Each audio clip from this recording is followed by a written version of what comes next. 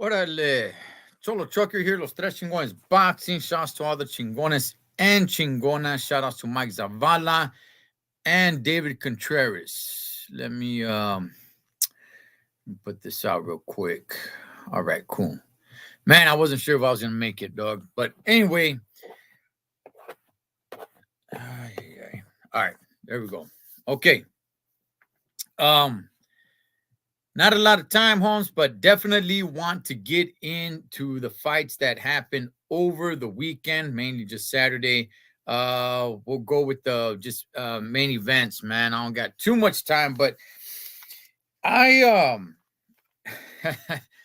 oh man, I'll tell you, dog. I'll tell you. I loved one of the fights. I really did. Um the other one was pretty cool. Pretty cool. It was pretty feeding, man.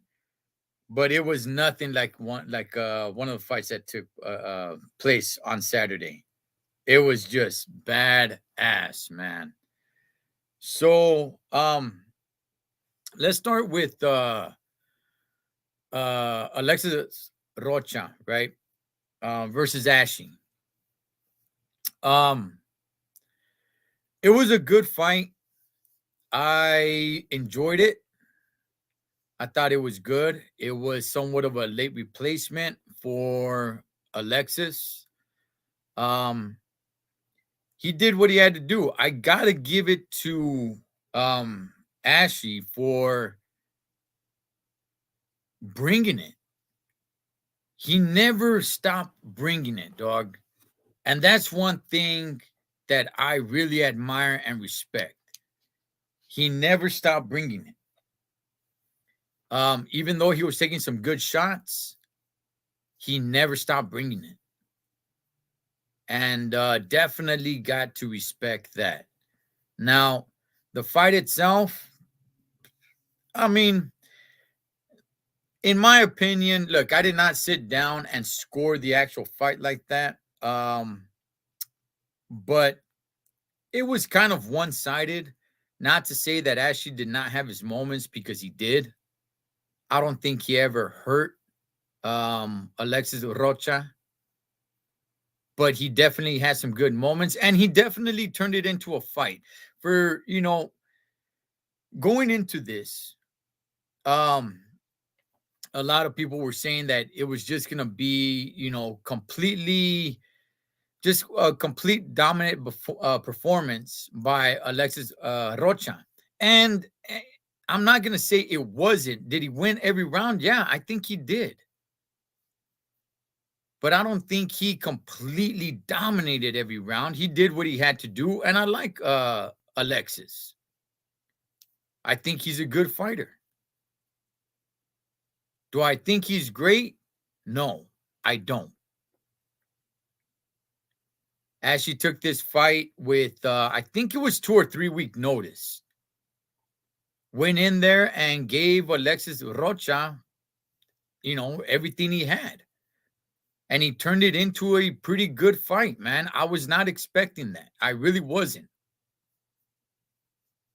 But it was a pretty good, entertaining fight.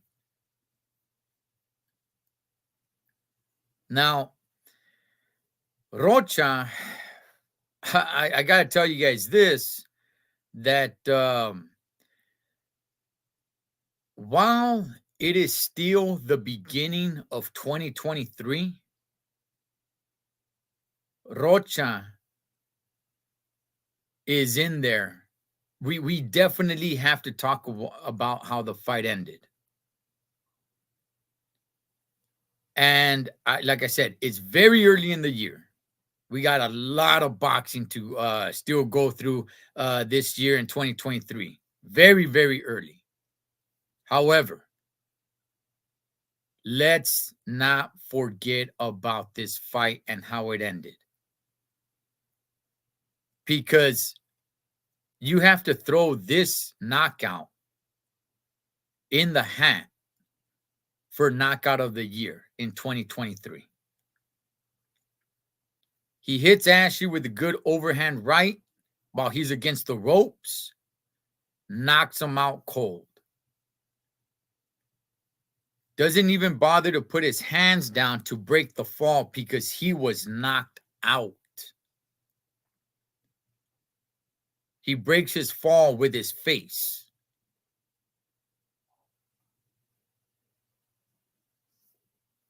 His body hits hard on the canvas,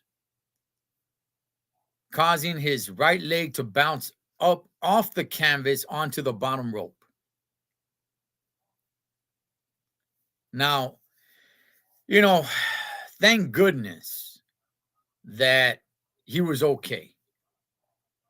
You know, just a few minutes later, he was up on his feet and you know, talking, and you could tell he was okay, which that's always good. While I do like to see good fights and some blood and some, you know, a good knockout and everything, I never, ever, ever want to see somebody carried out in a stretcher. I never want to see, you know, having the medical staff get in there and have to put in some work because the fighter is seriously hurt, even if it's somebody I don't like. That's just not how I roll. But as of right now, and I know that this is very early in the year, as of right now, I got that for knockout of the year. I know we're only 1 month. We are only 1 month into the year. I know it. But as it stands now, that's knockout of the year so far. Alexis Rocha went in there, did what he had to do, win the fight, and then ended it with one heck of a knockout. That if there's going to be a winner for knockout of the year at the end of 2023, they're going to have to raise the bar for what Rocha did. So now Rocha moves on. What does he move on to? He was calling out Terrence Crawford, as everybody saw at the end of the fight. And he was being asked, like, do you think you're ready? And he said, well, whether I'm ready or not, I want the fight. Now, I'm going to be real with you guys, man. I like Alexis. Okay, I do. I think Crawford put hands on him, dog. I don't even really see that much of a competitive fight. I see Rocha putting on a somewhat good to decent performance, but ultimately, I think Crawford just schools him. We will probably have a good competitive 3-4 rounds. And after that, I think Crawford just starts schooling him. Crawford's on a different level. While I do like Rocha and like watching him fight, in my opinion, dog, I just don't ever think he will be elite. I could be wrong. And I hope I'm wrong. I hope he does become an elite fighter. But I think he can definitely become better than what he is now. Absolutely. That, yes. But elite, I'm not so sure, man. I wouldn't put my money on it. Now, would I like to see him fight Crawford? I mean, I'm not completely against it. But you know, going back, just pushing rewind a little bit. We were there. I was there to interview Alexis Rocha down in San Diego when he had his last fight before this one. And I remember him saying, you know, people kept asking him questions. And one of the things that he said is that in 2023, he does plan to go fight in Europe. That's in his plans, and that's what they want to do. Against whom? I don't know. I don't know if where Connor Ben stands right now.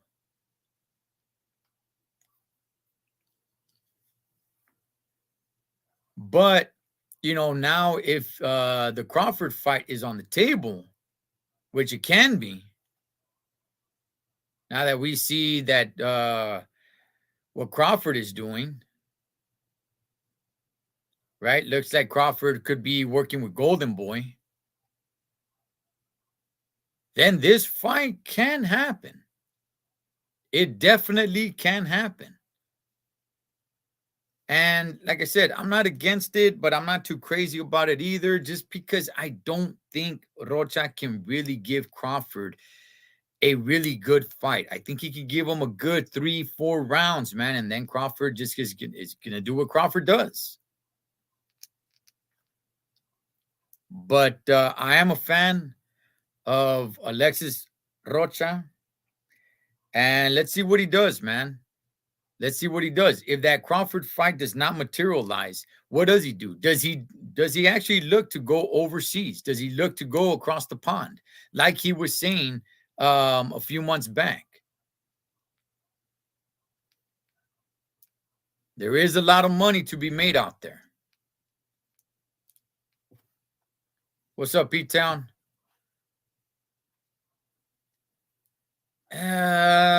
I think he will destroy him, dog. I don't know within 5, but I think he will destroy him. I like Alexis. I do. He's nowhere near that level. He's a good fighter, solid fighter, but he's not on that level. Will he ever be there? I doubt it, but I could be wrong. All right, guys, running a little short on time. Let's move on to the Beterbiev versus Anthony Yard fight.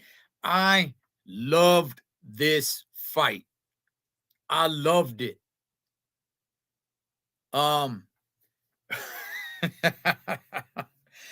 Man, Holmes. Okay. Damn, where do we even start with this sucker?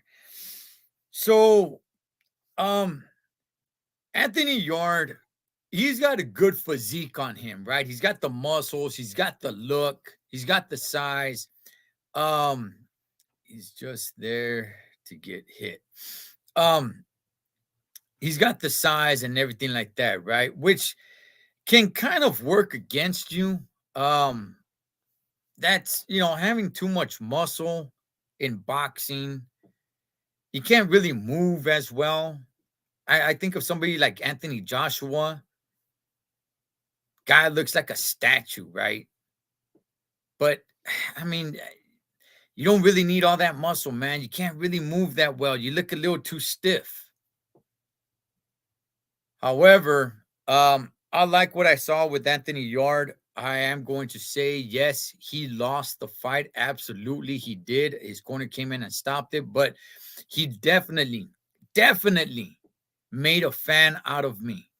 What he showed in there and the fight that he gave back was pretty badass, homie.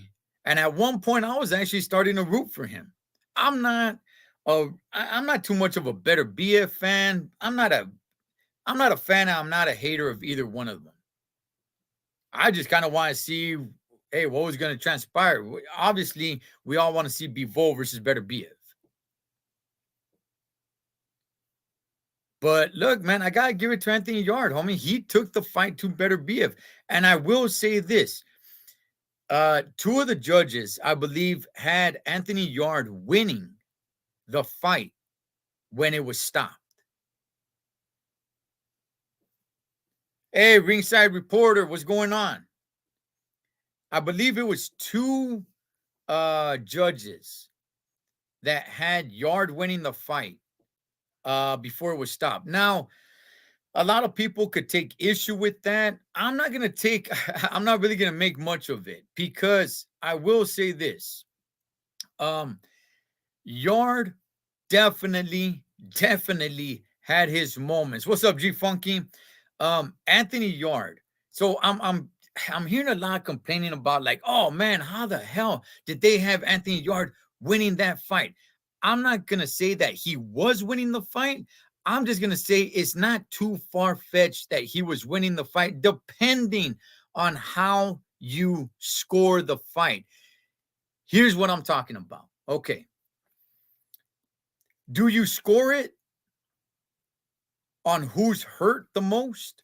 Do you score it on who's landing the cleaner punches, who's landing more punches? How are you, the judge, scoring it? That makes a difference, because I will definitely say this. Yard did land a lot of good, clean punches. Now, did he ever hurt Better BF?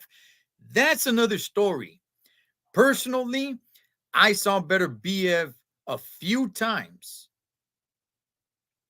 walk it back. Better BF, one thing that is great about Arthur Better BF is his poker face. Man, that Vato's got a poker face. You don't know when he's hurt. You don't know when he's frustrated. You don't know when he's feeling it. You don't know when he's happy, when he feels confident. You don't know anything, because that Vato's poker face stays the same. So it is very difficult to see it in his face like, oh, did that hurt him? Don't know. You got to read the rest of his body language.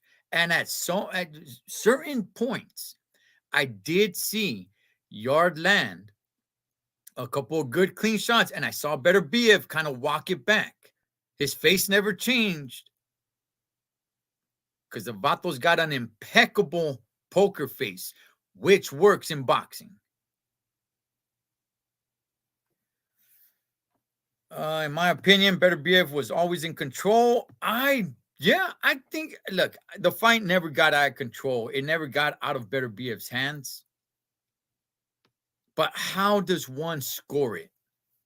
Right? We can sit and say like, oh man, you know what? Better BF was hurting Anthony Yard, and he was. You could see it in Anthony Yard's face. See, Anthony Yard does not have a good poker face like that. So you can see in his face when he was hurt. Or are you just going to count the punches that landed? Because Yard did land punches. Did they hurt Better BF? That's another story.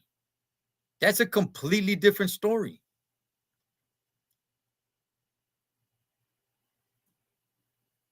So if you got a fighter that lands, 10 jabs, but never really hurt the opponent, and you got another fighter that lands a good, crisp, clean left hook and kind of wobbles the other fighter, and that's all that was thrown in that round, who wins the round? Some might say the guy that landed the one clean punch that wobbled the other fighter. Some might say, hey, the other guy landed many more clean punches.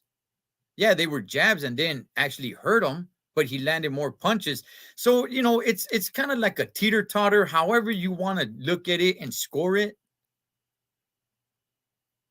So if two judges had Anthony Yard winning the fight when it was stopped, it's not, to me, it's not that far-fetched. Would I have did I personally have Yard winning the fight? No, I didn't. But it's not that far-fetched, because Yard did land good punches. He was in the fight. Think he was getting hurt more, a lot more. And to me, that does matter. If I'm a judge, it does matter. I kind of look at the fight and I'm like, okay, who do I want to be at the end of that round? Do I want to be fighter A or fighter B? Who do I want to be at the end of that round? That's kind of how I would look at it for the most part. Obviously, not every single round I'm going to look at it that way. But if you got, like I said, if you got a guy that lands, 10 little jabs, nice, good, and clean, never hurts the guy, and then the other guy lands a good straight right hand, who wins that round? I mean, it's all up for speculation now. It's all up to the judge on who do you think won that round. One guy landed 10 clean punches. They were all jabs, but they were clean. Never hurt him. The other guy only landed one punch, but it was a clean punch, powerful punch. So I'm not gonna make too much of the judges having Anthony Yard winning the fight when it was stopped. I would not have scored it that way. I would have had Beterbiev winning the fight. Yard did hit Beterbiev, but it was because Beterbiev allowed it, meaning Beterbiev willing to take one to get in and land a couple. Yeah, I mean, look, when you can eat a punch, whenever somebody throws a punch, they open up. I mean, look no further than Triple G, right? I mean, Triple G is loud.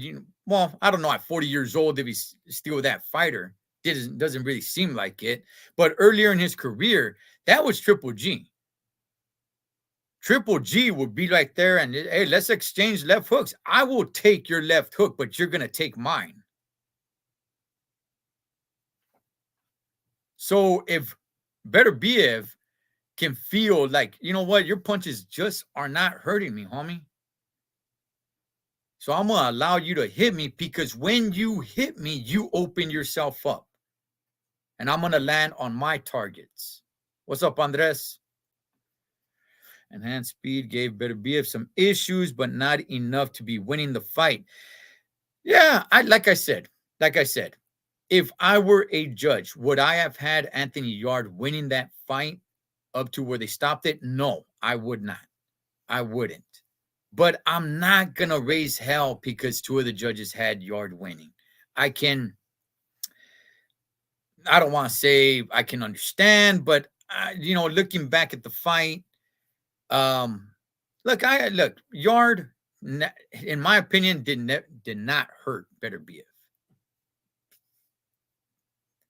But nonetheless, he landed what he landed. He landed quite a few good punches. And how are the judges going to score that? Either way, coming to the end of the fight, man, it was stopped. Anthony Yard, now the corner stopped the fight. Okay, all right, the corner stopped the fight. But you got to remember, Yard, when he got up, he kept looking at his corner. He was there at his corner. So he was looking downward at his team. I don't know what he was saying, but it just kind of looked like he didn't want anymore. And that's cool. That's fine. The fight continues, and the corner stops it. And by the way, it was a good stoppage because Beterbiev was really going to end up hurting Yard. So now the whole conversation, hey, man, so what happens next? For one, let me go ahead and start with Anthony Yard. He made a fan out of me, and I am definitely 100% interested in seeing Anthony Yard fight again. When it comes to Beterbiev, obviously, we all want the Bivol versus Beterbiev fight. Does that happen? I don't know. I will say Callum Smith is there in the mix. Bivol has talked about possibly fighting Canelo in September. Canelo has a fight. It's not quite scheduled yet, but word is that he's going to be fighting John Ryder. Does that really materialize? I think it does. I think it does. What does Bivol do between now and then? Not sure. Unless Callum Smith, if they can pay Callum Smith enough money to step aside so this fight can take place, hey, so be it. But I've been saying it, and I've been saying it for a while now. Keep an eye on Callum Smith at 175. This dude is no joke, man. He can come in and mess up these plans. He definitely can. Keep an eye out on Callum Smith. Who do I got between Bivol and Better BF? If they fight, honestly, I got Bivol. I got Bivol. Reason? Well, I'm out of time, man. I got to get going. But we'll probably talk about that, or we will talk about it on Friday's show tomorrow in Espanol. My boy Mike Zavala and David Contreras will be here, man. Los Tres Chingones Boxing. Till the next round. I'll catch you guys later.